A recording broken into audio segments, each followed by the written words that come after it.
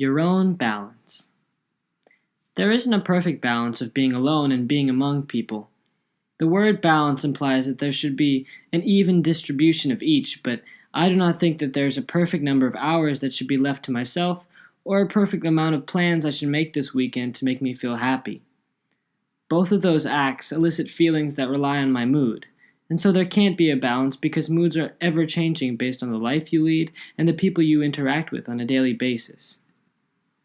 I sat in a chair for 250 hours at the Maryland Institute College of Art in Baltimore last summer.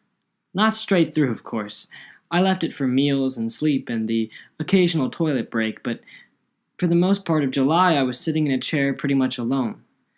There were other students around me in class, all engulfed in whatever they were doing as well, but to me, most of the summer I was by myself. There wasn't much balance since I spent most of the day at a computer and only had the weekend and some evenings to make friends with new people. I did enjoy meeting talented artists from all over the country, but the whole time I was there, the best I felt was sitting in a chair, simply working on projects due the next day. This was a perfect use of my month because I usually can't focus on art as much at home. With the lack of creative spaces to go to, I end up getting distracted by my friends or work for school.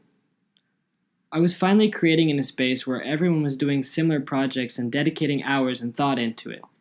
When I described my summer to a friend, she seemed confused on how I found it fun. I mean, you get so bored, right? Don't you get distracted talking to people or just want to be outside hanging out with your new friends the whole time? My point is that balance is going to be different for everyone. Some people can't live without constant conversation to feel good, or else they feel alone.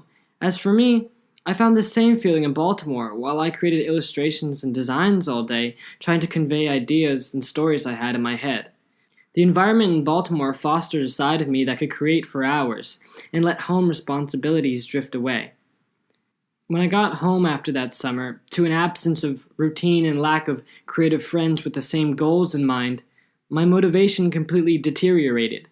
I felt as though I needed to talk to people every day and couldn't stand being by myself in my house. The ethos that I had in Baltimore was then shattered, and in came the suburban boredom of waking up late in the afternoon with no new art being taught or a place to go and work on projects. When people say everything should be done in moderation and everyone needs balance because it's healthy, they don't think of individuals. There is no one balance for every person. There's just what the situation requires for you to stay happy. In the end, the place and the people around a person affect their need to be social or spend time by themselves. Depending on your location, there's a need for a different balance, which may lead to extremes of one or the other if that's what lets someone stay happy. It's proven by the fact that I can sit alone in a chair in Baltimore for hours on end, but I definitely couldn't do it at home.